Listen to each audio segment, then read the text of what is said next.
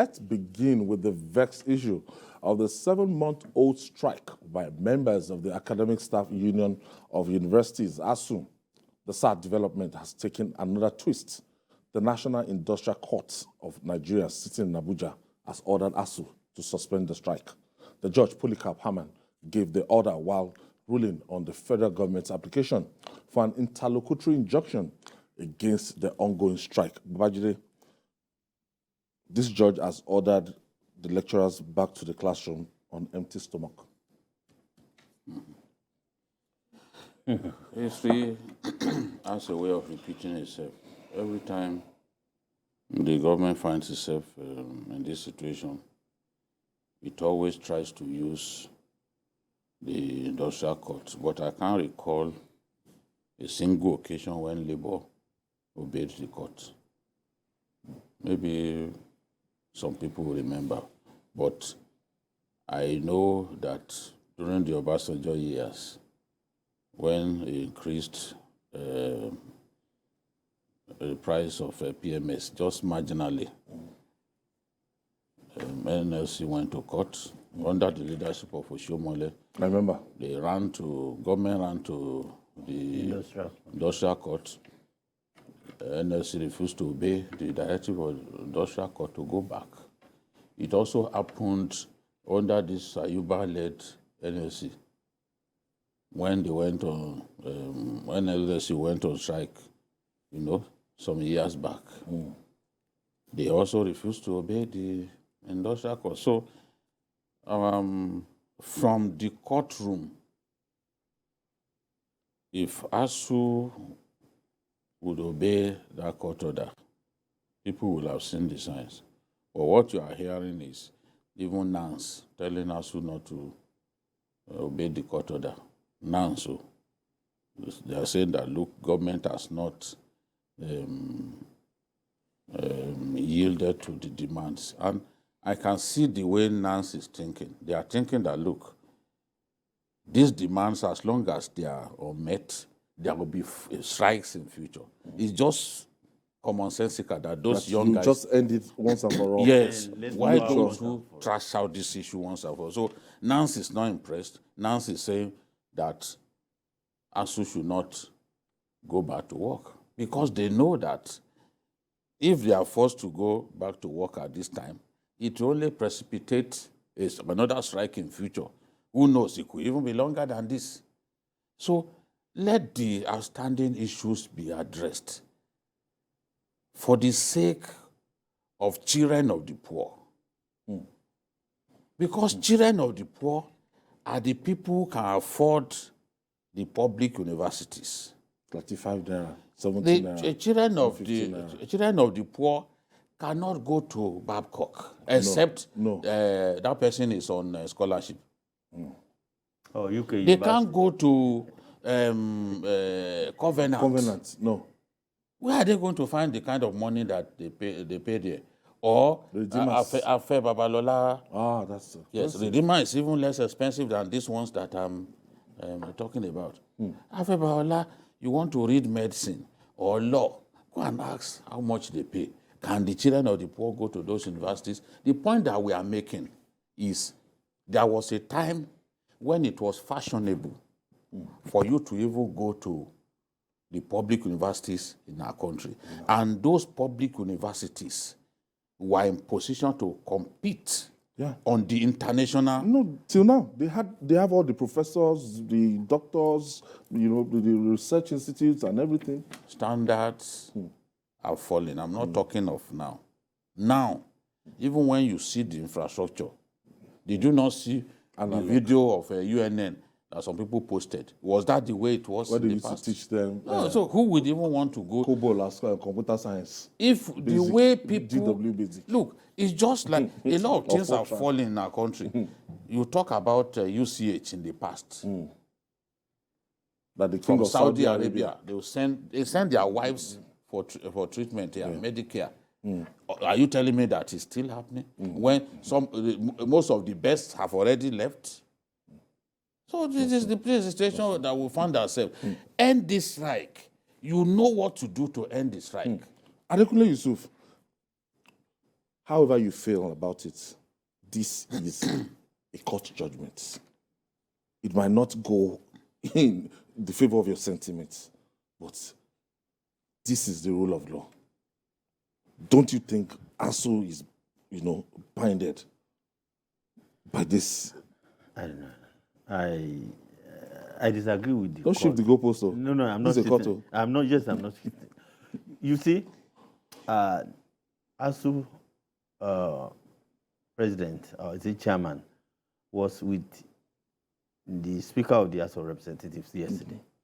And it's like they knew what will happen. He spoke extensively about today that from the scenario, from the feelers, the court, will do this. And if that happens, that it's not going to work. That he already, if you listen to him yesterday, he was talking about it, that it will make no sense for the court to force ASUU to go back. He said it will amount to a court forcing a doctor to return to the clinic to go and treat a patient. That it doesn't work that way. That can be injurious. Yes. Oh, because his mind out of beef. His mind is troubled. His mind is confused. He's not happy. So what has the government done so far? 6 months. Government has displayed the highest form of insensitivity. What has the government done? Go back to work. What have you done? Except things on paper. And the government of Nigeria is notorious for always reneging on promises. If the government has been following, I'm not talking about this government alone, all the previous ones. So when you have an agreement, you sign. It is almost 100% sure that the government will come back and they will be renegotiating an agreement they duly signed. So it makes the Nigerian government look somehow unreliable, untrustworthy, and irresponsible, if I want to use it. Jide, I think we should send a kind of emissary to somebody that is very close to Baba, that Baba can listen to, that this work no pay something, that Baba should please back down a little bit. No work, no pay principle, so that we can have the first truths. Because the way it is now, that has gone a long way in setting, like a setback It to was negotiation. actually what triggered the indefinite strike. They were renewing.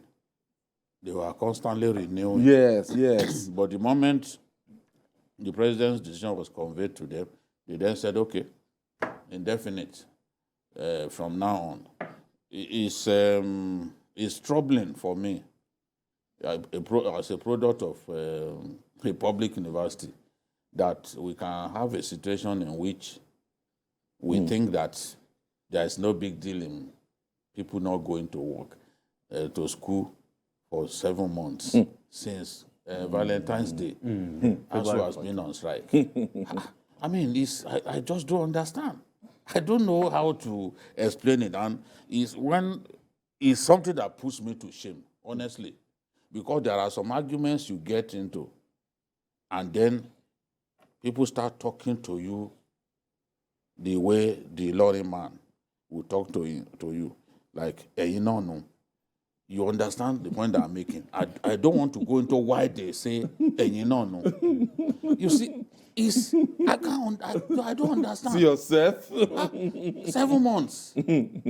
Look, only about 5% of students go to private universities, so it's just a fraction. Can you imagine? The bulk from the survey conducted, the bulk of our people are still those public universities. Okay, that we go to. let's ask Dr. The chairman of ASUU Unilag. Thank you for joining us, Dr. Ashiru. Dr. Ashiru. You're even smiling. It's so late. It's my pleasure to be here. You can still spare our In forget my Africa. date. You can still spare a smile. Labour correspondents. They are waiting in the struggle for Nigeria. All right. Give us. What's going to happen now? Are you back in Are you class? back at your desk? Well, I, I can see that looks like your office. Post science yes, department, I social am in my, science. I am in my, I am in my office. I Faculty of social am science. Back at work. talking to you, yes, from the Faculty of Social Sciences at the University of Lagos. And it's quite comical and laughable, actually. What is going on in the country is a manifestation of, the kind of esteem we give to the best brains in our country. It's so unfortunate and shameful that at Nigeria's level of development, we can go this low and treat those we consider, as the intellectual arm of the society in the manner in which the Nigerian state is treating university teachers. But it's understandable, because if you don't have a type, it is very difficult to appreciate that species, and nobody can give what it doesn't have. So if you suffer some deprivation in terms of intellectual capacity, when you are to act in the interest of that constituency, we should expect this kind of situation. So it's unfortunate. How have you been surviving since February? You're looking great. As in, well, how do you get by? How are you getting to feed yourself? It's been extremely tough. So days you go without meals, but we will not die. We understand that this is a sacrifice that we must make for the survival of the Nigerian university system. It's not been easy. Our colleagues who are on, life-saving drugs and all that have to be supported by friends, colleagues, families, savings, etc. But we are confident that, like we survived, several oppressive and tyrannical regimes in the past, this one will not be an exception. What next for ASUU? You are fast losing sympathy. There are some parents that are feeling that they feel that it should shift ground, that ASUU should be able to shift ground and the federal government should be able to shift ground. So what next for ASUU? ASUU has been the one shifting ground. The government has not left where they are.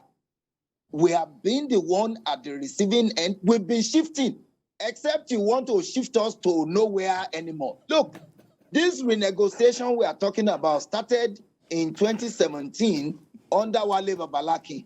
He did all that he could, messed it up. For 2 years, we were where we are. We were at the receiving end. Government itself set up the Muzali Jubril Committee, which concluded renegotiation in May 2021. Only for government to sign, they reneged. We are the ones who are at the receiving end. We waited 1 year, lobbied, cajoled, went to National Assembly, NARIEC, there's nowhere we didn't go to. Only for government to set up the Nimi Briggs Committee, who came and said, we have gone round all government ministries, relevant agencies, etc. And that this is what government is offering. And our union accepted. And only for government again to begin a regime of lie telling, melting together tissues of lies and feeding Nigerians with pure lies. And we're happy that for the first time, the Nimi Briggs Committee came to the open to say, look, what government is saying is not right. So if parents are not listening to these narratives, they are at liberty to believe the lies that they are being told by government. But I tell you today on my honor that should our union abandon this,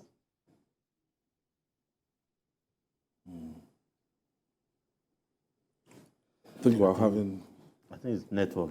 challenging. No, I know that ASUU is one of the most difficult unions to compromise No, yes. because of the layers, the structures that. I think it's back.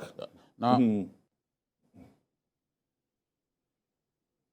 Dr. Students, Ashiru, parents should actually join us in this struggle, because if we, abandon the struggle at this point, 85% of those parents cannot send their children to public universities anymore if we allow government to go the way they want. So it's a struggle for the survival of the Nigerian public university system, for which parents must also take up the gauntlet with this government. now, I'm just going to ask you the question that caused us to call you in the first place. Yes, the industrial court has granted the Ordered you to go back to prayer work. of the Minister of Labour for an interlocutory injunction. Getting you able to go back to work until the resolution of the matter before the court. What will ASUU do next? Are we to expect that by tomorrow morning you guys will be back at work, and the gates of the schools will be flung open? Well, one, I am not in a position to tell you what ASUU will do. I am not ASUU. ASUU has its structures. ASUU will consult with first its lawyers, and thankfully we have the best of lawyers we have. The most credible lawyers in Nigeria are the ones defending our union. So we are first going to consult our lawyers as to what next we are going to do. Secondly, we are also going to consult with the leadership of the union to consider whatever proposals are put forward, by our legal team. It is only after that ASUU can come to the open to say that this is the position that we are taking. But you see, what is playing out is sheer desperation, on the part of government. You signed an agreement with somebody. It took you 13 years to review the agreement. After going the whole org, sign the agreement, you refuse. You are keeping innocent students at home. I think Dr. Dele Ashiru, the chairman of the Academic Staff Union of University from University of Lagos, I want to thank you. Thank you for your time. We're exhausted, and we just wait for days ahead and see if it wasn't categorical. They don't take decisions in a hurry. Yes, they're going to meet with their central body, and they're going to. Do you know what I respect most about?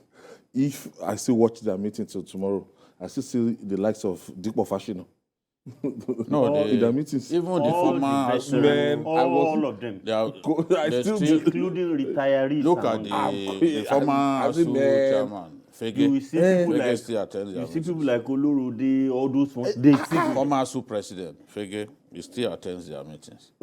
So they have trustees. You understand? Trustees, experienced people who had seen it all. They still get involved in decision making and all that. That's what I'm saying. Look, if you bribe all the ASUU ESCO members, how are you going to bribe? Because they usually call it town hall. Even a town hall where they will now decide. So what do you do about those guys?